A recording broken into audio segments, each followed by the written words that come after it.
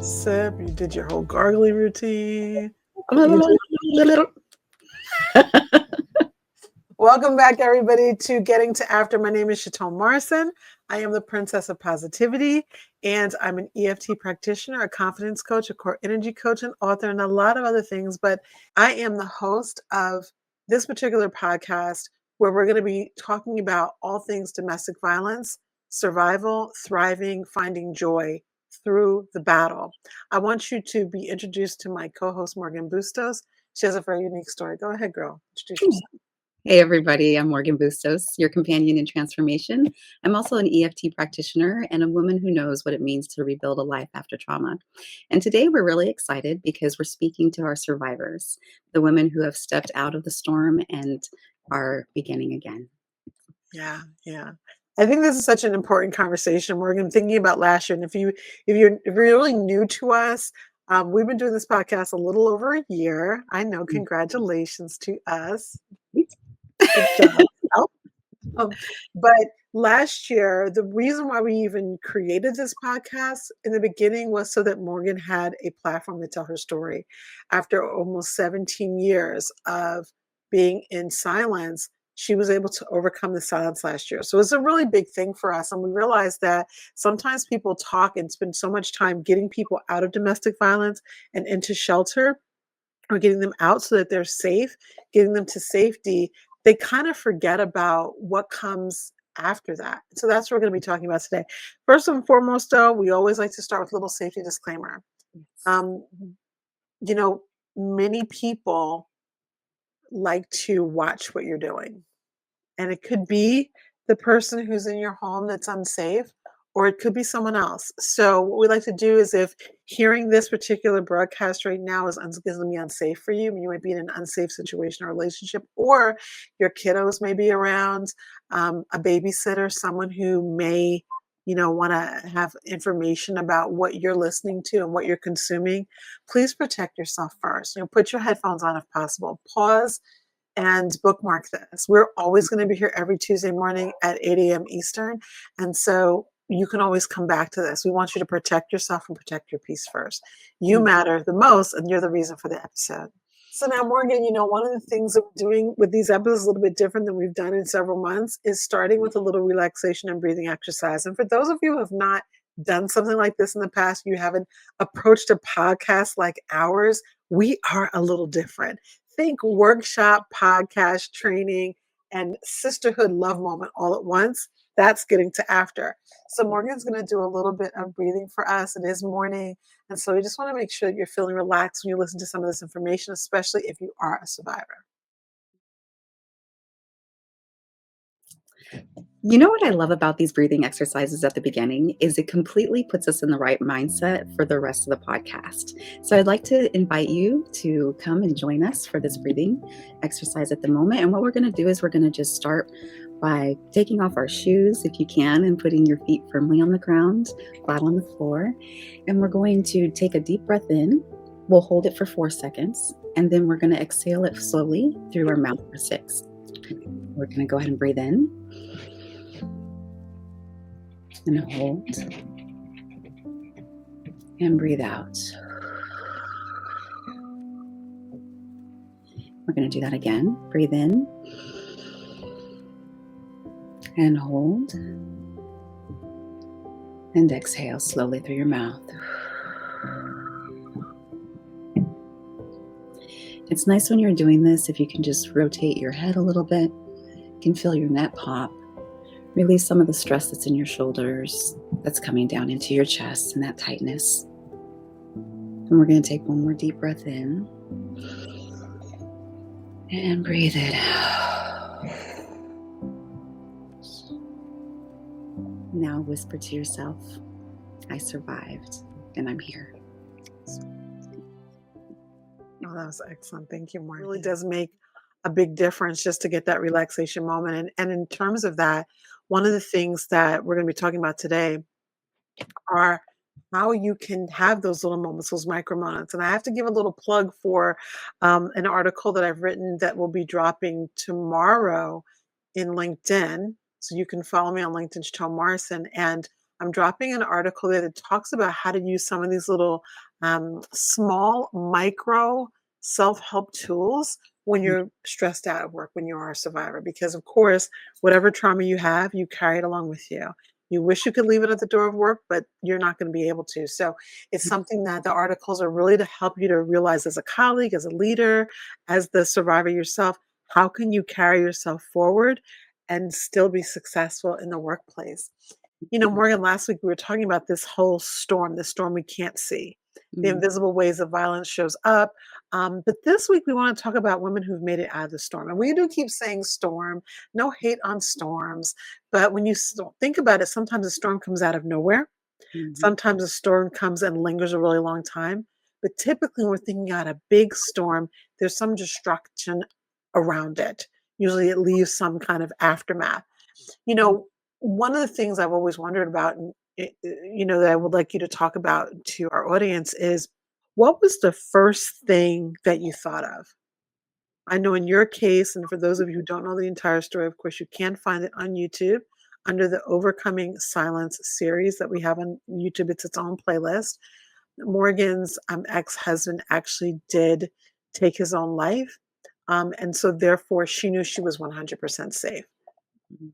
What was the first feeling that you had that surprised you when you knew that you became from a victim to a survivor? The exact moment when I found out that he was deceased, I there was such a huge sense of relief, and then the next thought, I was like, "Oh, we're safe," right? And then the next thought was, "My kids don't have a father," right? So there was this huge sense of guilt. It's like, how can I feel good that somebody, or not even good, but like, how can I have a sense of relief that there's somebody that has just passed away and they have so much calmness and gratitude. And it wasn't gratitude for the death, it was gratitude that that pursuit was Mhm, no longer there, that of literally being hunted and being chased, and, the antagonizing and the stalking and all that jazz was no longer an issue. So mhm. that was really a it was a difficult moment, you Yeah, know, because it yeah, made me it was another thing of making me question myself, like, "Am I really feeling this? Am I allowed to yeah, feel this? Is it bad that I'm feeling these kind of things?" It was I think that was the first thing for sure. yeah. And I remember that that there was shame attached to it, because I remember when you told me, when you called me from North Carolina to tell me, there was like a lot of like there was text messages, and you were deleting text messages, and then I was seeing the text bubble, and then it would go away, and then you're like, I need to talk to you, but like it was just like, what's going on? And of course, my feeling again as the friend who had witnessed so much, my first thought was probably similar. I didn't believe it. It's like one of these things where, and I hate to say this as well, because we hate the loss of life, but I was like, is it true? Like, is she safe? Like, is this really true? Are these babies actually safe? And so, of course, being an outsider, my feeling was more relief than probably you had at the moment. And I didn't, but I did feel that guilt, that sense of guilt that I should be sad and I'm not. And Mhm, so one of the things I think of being a survivor that happens too when you get out of it is, what do you go do first? And I know mhm. you've talked to many survivors. What have you heard? Like what are some of the things that women want to do when they get out or when they feel like I'm finally free? Sleep. Mm, They wanna sleep, they wanna rest. I remember when we were in the shelter, one of the shelters in Colorado Springs, they asked me to come and talk with them for a second, and in the room after the children and I were there for probably about a week or so, mhm, and they were like, "Morgan, when you first got here, you were still really, really active, but all of a sudden, you're just, like, sleeping mm. all day, and we need you to stay up with the kids, you need to be this, you need to be active, you need to do this." Really? Okay, you've never told me this story. Wait a minute. And so, when they were telling me that, I felt bad. I was like, "I'm getting in trouble because I'm sleeping," but then I realized after a lot of studying and a lot of research that the reason why I was sleeping is because I finally felt safe. My body was able to shut down and go to sleep, and it was a deep, deep sleep, and then that even happened when we got out here, to North Carolina in January, and it was right before this had happened, right before he had passed away. And we got here and we were in a safe place in the basement. And the people we were staying with were frustrated. They're like, "You can't be sleeping so much. Why are you guys sleeping? Why are you sleeping?" And I had to explain to them, this is a good thing. It's a good thing that we're able to rest because that means that our fight or flight is now in Yeah. pause. It's It's paused. dissipating. It's dissipating. Yeah. Yeah. And Yeah. so a lot of times when I speak with women, that's what they'll tell me is they just wanna go to sleep for a second. Yeah. And it's not a second. I mean, I know that, I mean, sleeping is definitely a protective mode. Mhm. It's during sleep that not only does our body, our brain replenish itself, but sometimes all of those connections that weren't firing. So last week you were talking about some of what shutdown looked like for you in a Yeah, negative way. Your yeah. body had to shut down. Now, that was not restorative sleep, what you were talking about last week. Mm. That was your body saying, Enough. I'm Yeah. not doing it anymore. I can't do it. What you're talking about now is starting to work a little bit into restoration. Mhm. And I know that you slept so very little. So, again, one of the things that survivors need to recognize is that look and see what are those things that you're doing. For some, it may be as simple as, and I remember one woman saying that I just wanted to go eat a meal, like where I wasn't being scrutinized, or Mhm. where I could just take what I wanted, put on my plate, whatever I wanted, and just eat. And that seems almost like, well, couldn't you do that? But no, Mhm. no, couldn't do that before. Or you'll notice with some people that they start dressing super different. Some Yes. really, really sexy, some much more frumpy, right? Because if they were made to be a sexual object during that relationship and now they can find the clothes they like. And I know we've talked about that as well with you. Like I had to my style change. I had to rediscover who you are. So survival, getting out, this idea when we talk about being on the inside or getting out is literally just the very, very beginning. Mhm. Because Because you don't know what you like. You've been yeah. told what you're allowed to like and what you're allowed to do for so long, so then coming out of it, like you said, just what you dress, how you're dressing, what you feel comfortable in is completely different, than what you've been exposed Mm, to before because you actually have a voice and can say yeah, something, make your own choices. yeah. So I mean, I guess what we're talking about, we were talking about this before the broadcast began. We're talking about something being a finish line as opposed to the door just opening. Mhm, And it can feel like, okay, you're good. And family may feel that way. You're safe. Everything's great, you mm. know? And you may not feel that way. You may be still feeling like there's still cracks all around me. What would you share with someone who's feeling that way? It can be very discouraging, and in those moments, remember you're still alive. It can be frustrating because we've been told that we're broken, we've been told that we're useless, we're worthless, we're incompetent, we're insufficient in so many different ways. So give yourself grace, allow yourself to realize that it's okay to heal. It's okay to heal at different paces. Um, and it doesn't have to all happen at once. There's so many things that are going on inside of your head and inside your body and around you. And it's okay to just pause for a second and honor it and acknowledge what's going on. Mhm. There's a lot of times too, it may be hard because the people around you, and it can even be your children or your family members, or they don't know how to process what's going on either.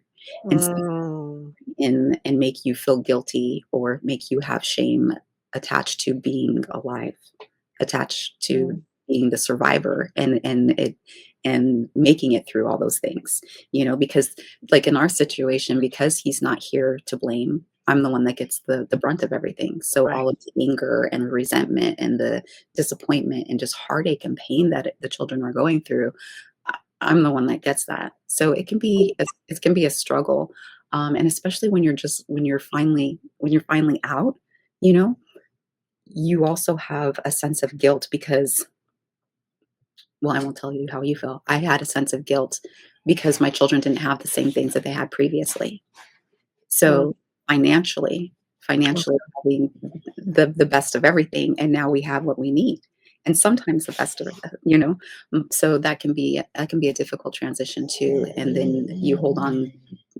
a sense your of dog is saying, "I second that emotion, mama." it's like, Clearly, my dog is barking upstairs, and your dog is like, "Yes." yes. Did you wanna add I wanted to add something. Oh, so just, realizing that it's okay not to have everything the way it Yeah. used to be because you're moving forward with your life, things are changing.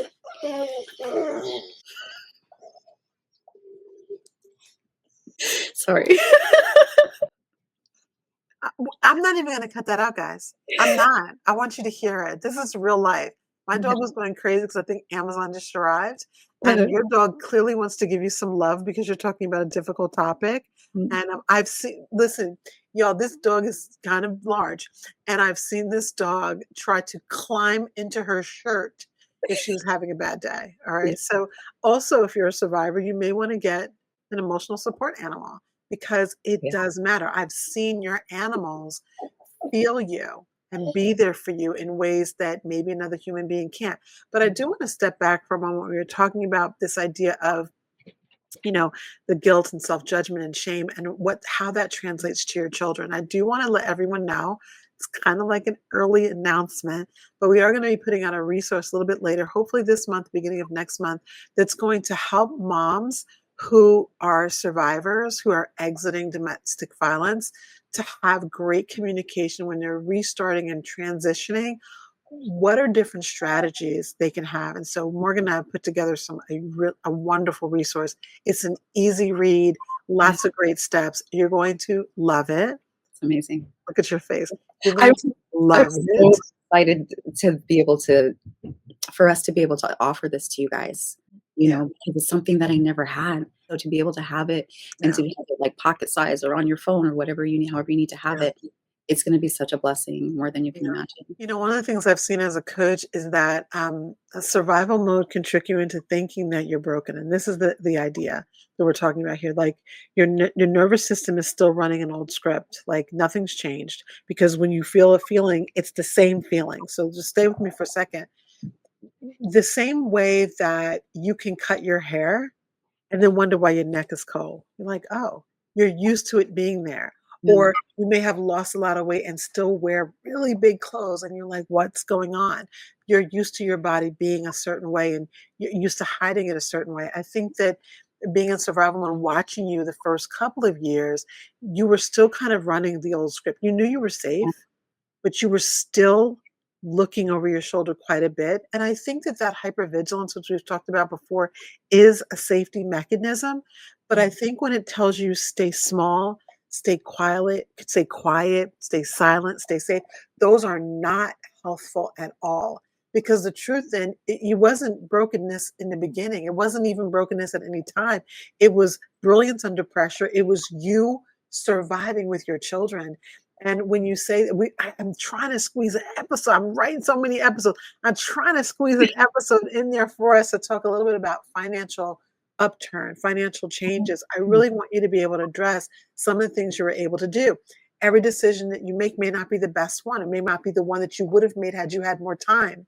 mm, But when a woman is running, when a woman is looking at being a survivor as opposed to a victim or having her life ended, it is important to be able to make quick decisions.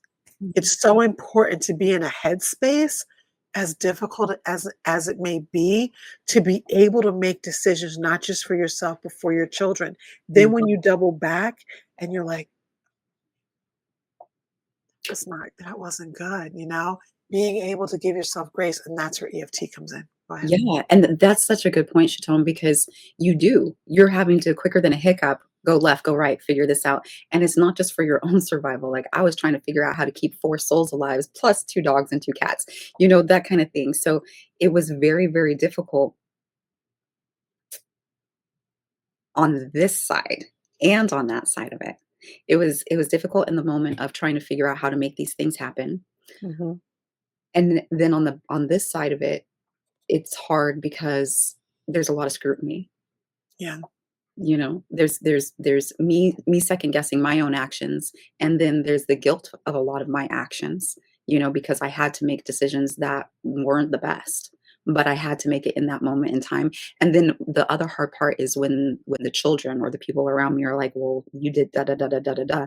Yep, you're absolutely right, I sure did, and I take full responsibility for my actions, and because of my actions you and I are still alive. that's right. And then that's a fact. So go ahead. And there's times where you're gonna have to have those conversations with your That's right. kids, and it's really, really hard. I am such a protective parent because Yeah. of everything that we've gone through, but I'm very protective with like the words that come out of my mouth. And one thing I'm having to realize of as of late is I can be very cautious with what I say and how I present things, but I have to state more factual information. You know, when they're at an age that they can understand it, they live through it, they understand it. Right. But you're not going to step on me um, and make me feel like I'm lesser than Right. because I had to make choices that didn't look that good or don't look that great now. Mhm. Okay. So Morgan, and for anyone else, and I hate to do this, but I have a coaching moment with my girlfriend here. I heard it Um, coming. it's coming. So, and one of the things, and this is for anyone, this is for whether you're in this situation or not, or you may have been in another type of situation that you couldn't get out of. And then, I want to just say something that no matter how much gaslighting takes place, gaslighting can take place from anyone, all right? Someone who makes you think a reality is not there or create a new narrative that doesn't exist. And the bottom line is that, and I hate to say this because it doesn't feel true, but it is true, that no one can make you feel anything. Mhm. Okay. So this is something I've talked about. I'm going to say the same analogy here. If I told Morgan that she had 3 arms, she's not going to get in a panic and start looking for the arm. And she's going to say, Chatone need to take a nap or something happened or she's been drinking, right? Okay. So what happens is that idea of when you start to feel these things, it's because you think some of it's true. And Oh, yeah. so in terms of tapping, in terms of emotional freedom technique, those are the things you want to tap on. Mm. It's not the surface. It's those things. One of the reasons why we have our journal, you can't really see it right now, but one of the reasons why we have our journal here is so that when you come up with those thoughts, you write them down.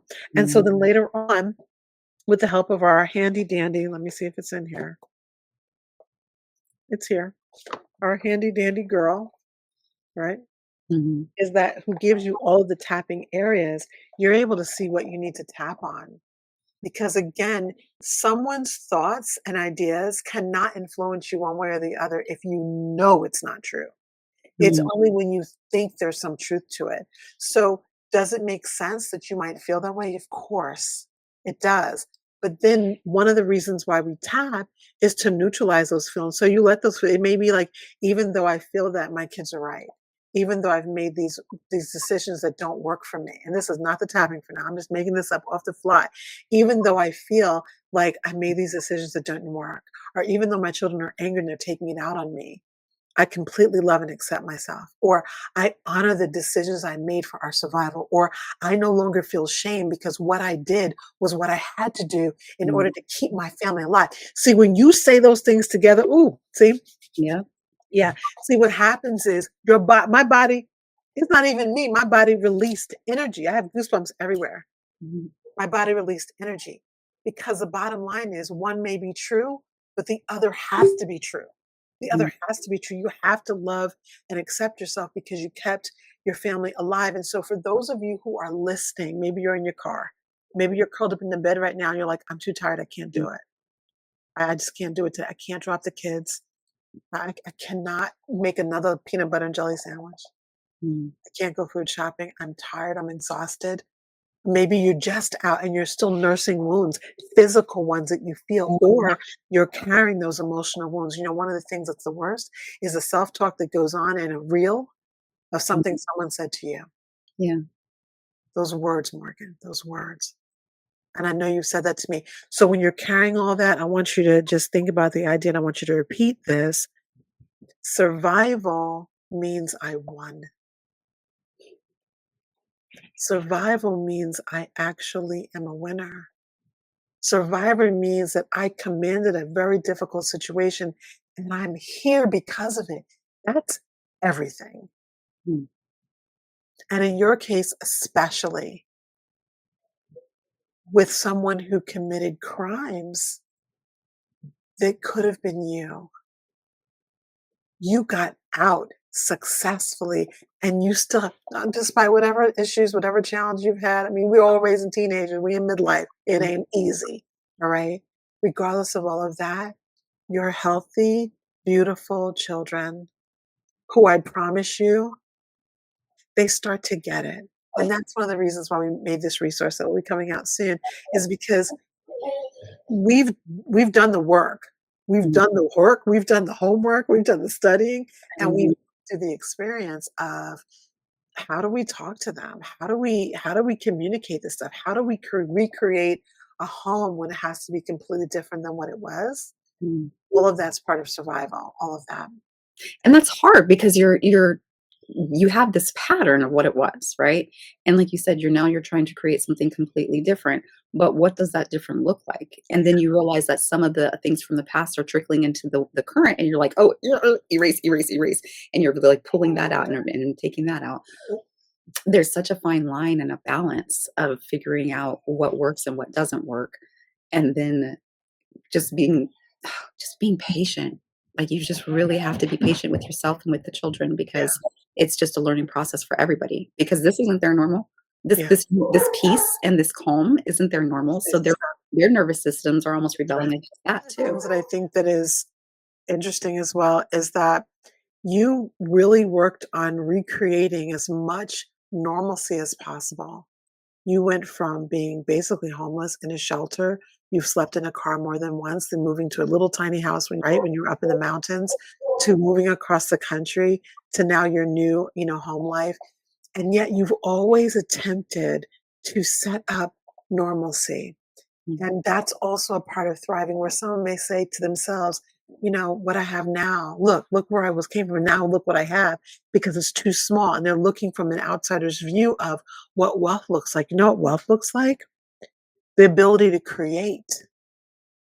That's what wealth is. The ability to hug your children. The ability to do this, to hug yourself. This is what wealth is. That's where it begins. So many people have it and aren't in your situation, take it for granted, or the same will turn around and judge you for decisions you've made. So again, for you who are, you know, in the fetal position right now, thinking, I got out, but now I don't know what to do. Just please come back every week. Come back every week. We're going to be talking about domestic violence and visible violence and thriving and surviving and finding joy and working with your kids throughout the entire month. But on this channel, I'm getting to after the podcast and our upcoming magazine, which is mwah, you need to understand that our entire goal here is to help women thrive in the situations they're in. That is our entire goal is to help you thrive and know that there's no shelf life on healing. There's no window where you say, oops, the yeah, window closed. Nope, it's not. It's mhm, not. In fact, Morgan recently, you've been in the process of helping someone who is much older and in a domestic violence situation. People say, well, you're in the mature, generation. mhm, It just happens. It is what it is. I heard someone said, unless he slaps me around once a day, I don't feel like I've lived. And mhm, then she was eventually hit to death. And so it's like it can become a normal. So creating a new normal as a survivor is going to take time. mhm. And tapping comes in to help. So we are going to go do a little bit of tapping right now, but I want to make sure you know how you can reach out to us. If you would like to have your own personal tapping session, especially this month, you're going to go ahead and go to tapping at gettingtoafter.com and you can email us there and we would love to set up a session with you. Otherwise, we are creating new tapping circles. It should be done. We're almost there. We're almost done. New curriculum, new format, so juicy and good. Um, and even new pricing. We really want to make it accessible to everyone. Where as a midlife person, whether you're in DV or not, you can have this safe haven at least once a week. We're starting with once a week this time, where you can kind of come and tap, talk, and transform. So we're going to go ahead and jump into some tapping right now. You ready, Morgan? Sounds great. Let's do it. All right. So Morgan, are you ready for some tapping? I can't wait.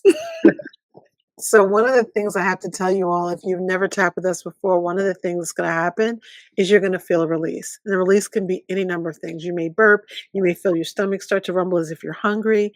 Don't eat, get up, breathe, kind of shake it out, roll your head around, do some deep breathing because what it is your body is trying to readjust to releasing emotions that you don't need. And so we're going to actually start at the karate chop point. You're going to follow along with Morgan. She is going to be repeating after me again. If you want to do that, you can as well. You can repeat in a whisper. You can repeat in your mind. You can repeat out loud. It depends on your comfort level, or you can just watch us. You will still get borrowing benefits from this tapping. And the whole goal of this particular tapping is that it's to release the shame of survival. So we talked about that today, that sometimes there's this shame, there's this guilt, there's this pull and tug of, should I be happy? Am I Mm. sad? What about the aftermath? We want to start to release some of that today. Even though I sometimes judge myself for how I survived, Even though sometimes I judge myself for how I survived. I honor that it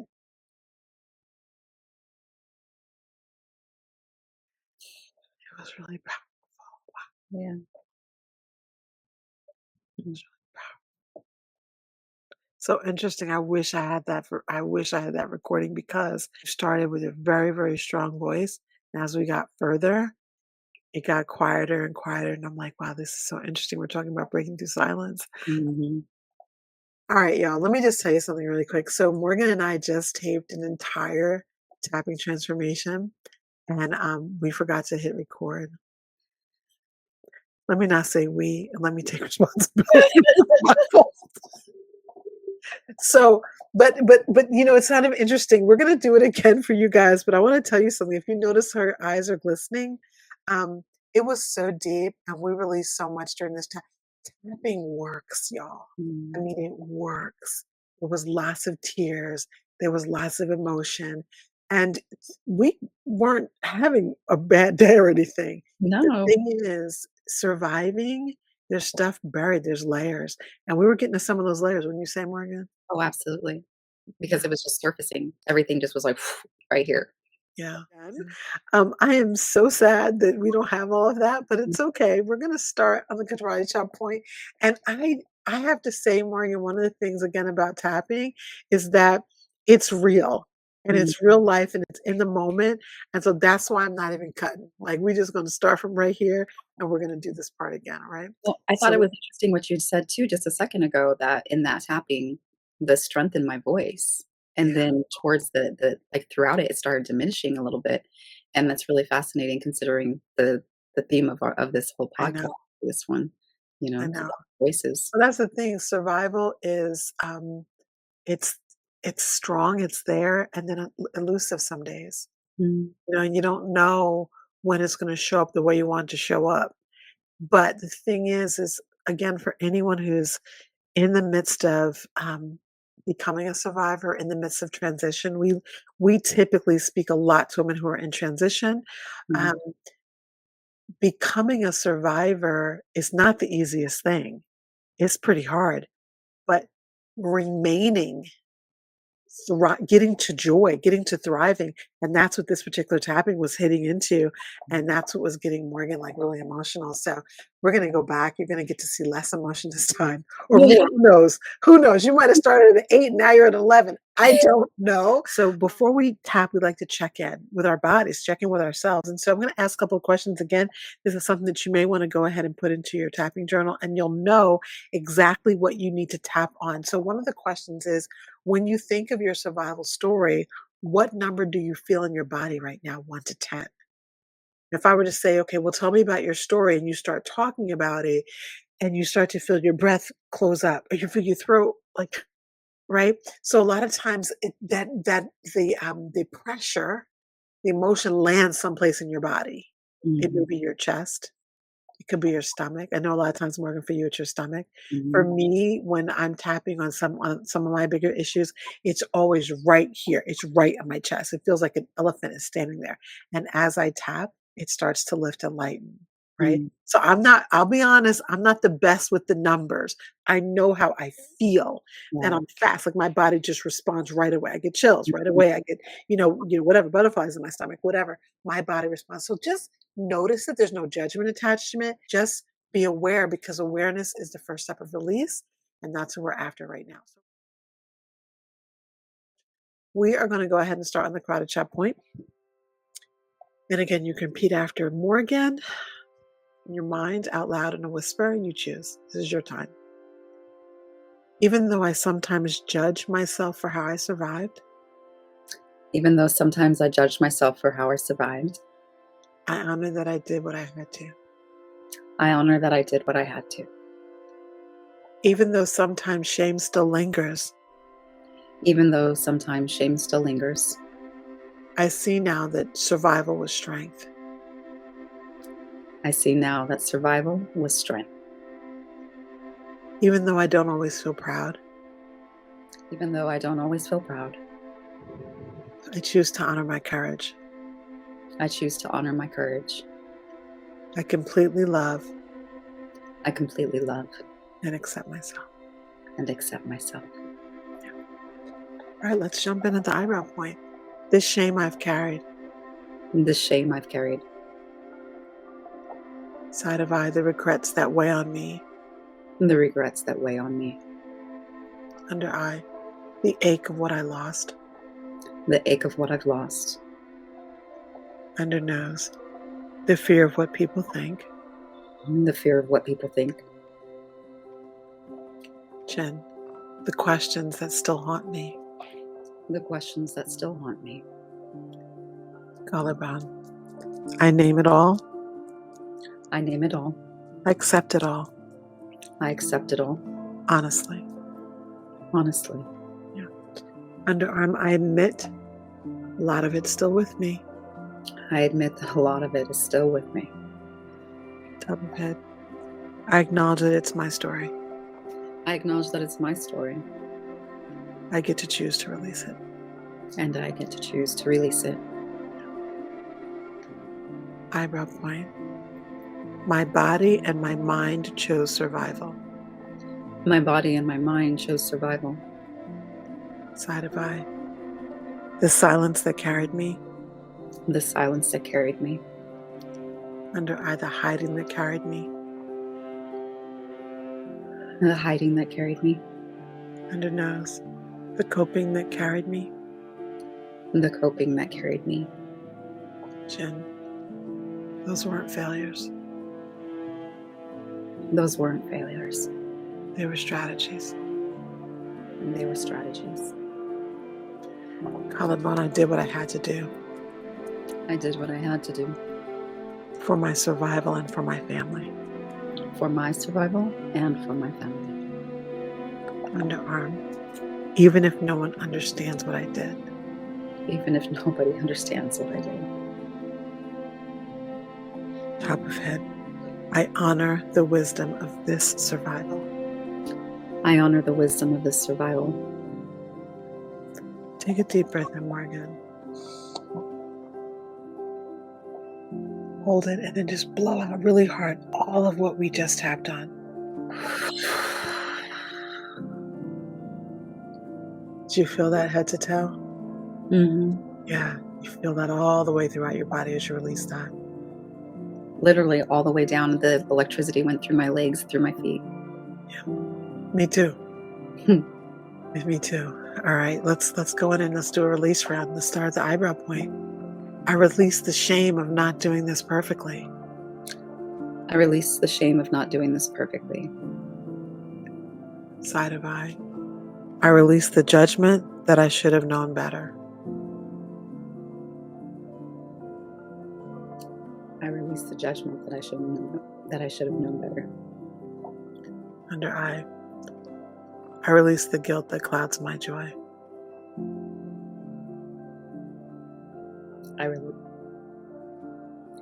I release the guilt that clouds my joy.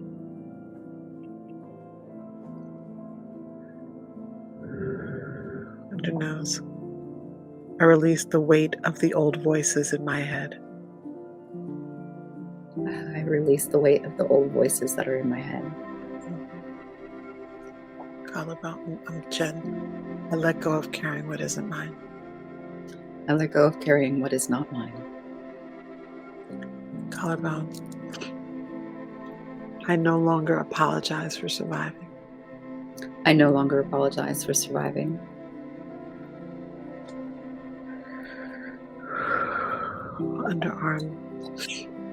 I allow myself to exhale with ease. I allow myself to exhale with ease. Top of head. I release what no longer serves me. I release what no longer serves me. I release what no longer serves me with joy. Excuse me. I release what no longer serves me with joy. You gently stop tapping. Take a deep breath in.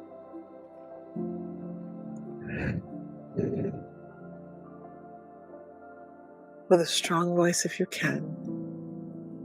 I survived. I survived. I am brave. I am brave. I deserve to rebuild my family with dignity and joy. And I deserve to rebuild my family with dignity and joy. Yes. How do you feel, Morgan? Thank you. Better the second time, right? The first time was rough.